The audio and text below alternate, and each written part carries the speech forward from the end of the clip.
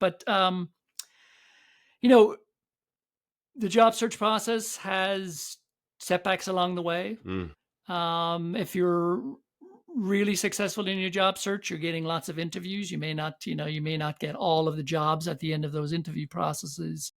But, for example, setback of getting to the last round of an interview, and then you get the call that says, you didn't get the job. Even though you've invested, many hours of researching the company, researching the job, being on interviews, interview panels. What are some of the things that people could do to kind of bounce back and reset? And maybe you've touched on some of those already. First of all, just recognize it's a loss and that you've attached yourself to an outcome. When we attach ourselves to something, Right. whether it's a human, a baseball team, I know a lot of people in Toronto right now are going through tremendous amounts of grief. They came just this close to winning a World Series. But when we attach to ourselves to an outcome, we go through grief if we don't get what we had hoped we would get.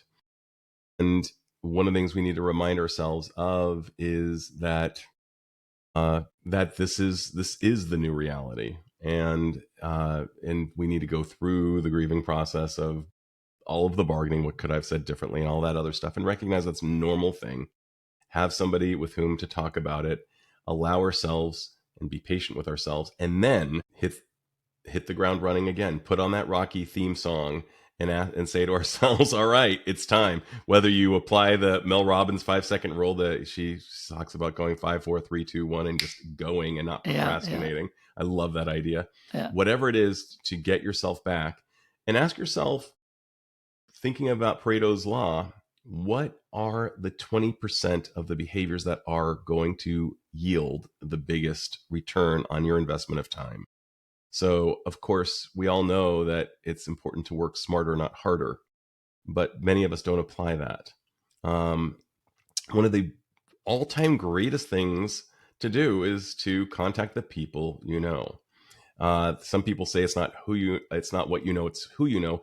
I would say it's what you know about who you know, because sometimes you will know someone who knows a lot of people.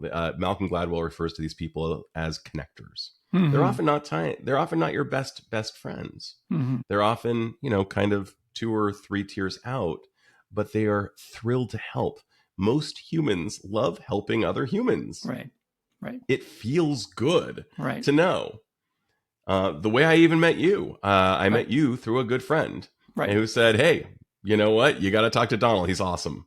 And so I was like, fantastic. I gave that Came guy from $50. Highly recommended. What's that? I gave Mark $50 to say that. Mark is just one of my favorite human beings. I love Mark. But if Mark says talk to Donal, I'm going to talk to Donal. And immediately you came in, just completely pre-authorized for a conversation.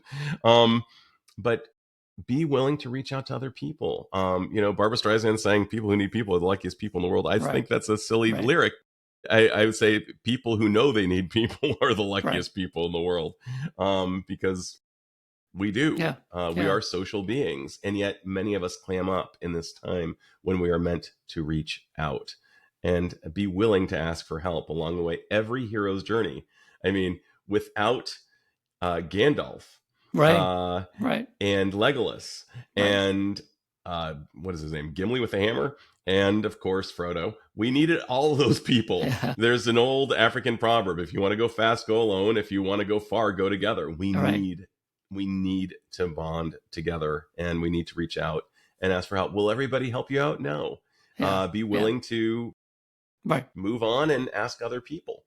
And always be willing to ask that other question of like, well, do you know anybody who might know? Even if you don't know.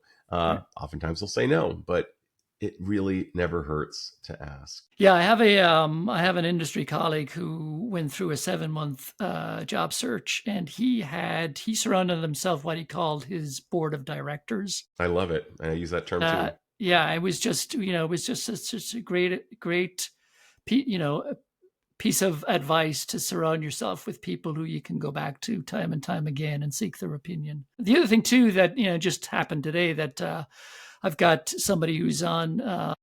I'm part of an organization called Never Search Alone. part of it, what they call a job search council. And one of the people on my job search council just today said, I'm going to start reframing when I get a rejection and I'm going to reframe it in terms of it was just not the right fit for me and it was not the right fit for them.